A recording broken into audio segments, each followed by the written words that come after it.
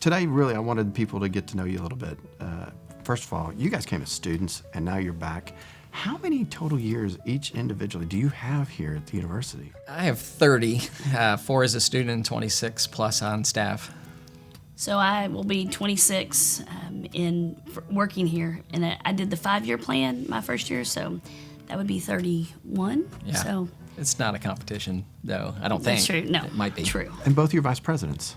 Correct. Was that the idea when you first came? Did you have an idea that that's where you want to land?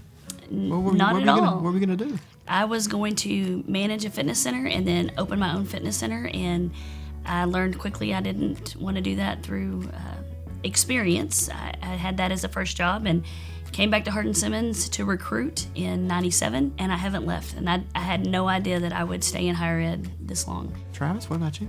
Yeah, mine's a little different. I started off wanting to be a professional Christian and be a minister. That quickly went into medical missions and went the pre-med route. And then I met Jennifer my junior year and decided to be married over medical school. And so still happily married 26 plus years later.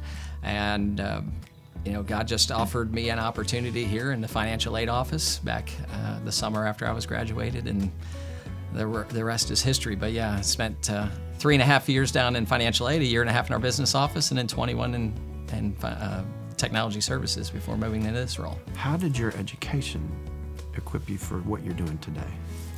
I think for me it was just the connections that I made as a student with my advisor and my faculty that led me to the opportunity to actually get to advise students. So I spent 11 years in academic advising in the middle of my time here, and absolutely loved it. I got to work with new students. I got to work with students that changed majors in the middle of trying to figure out things. And the awesome part now is I'm actually working alongside with colleagues that I had the opportunity to, I probably don't remember as well as they do, worked with them during their advising time, during the certain window of time when they were undecided.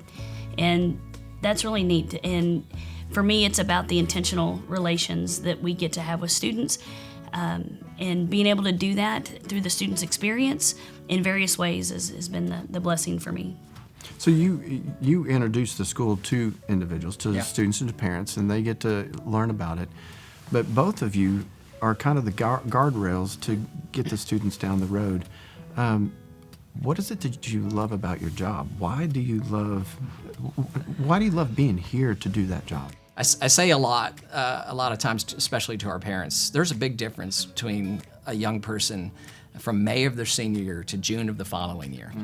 And if you've had a child go through that, and I worked bivocationally as a youth minister a few years back, and watching those students grow, one of the things I absolutely love about Hardin-Simmons, and I think what helped equip me for where I am today, is I was here during that year.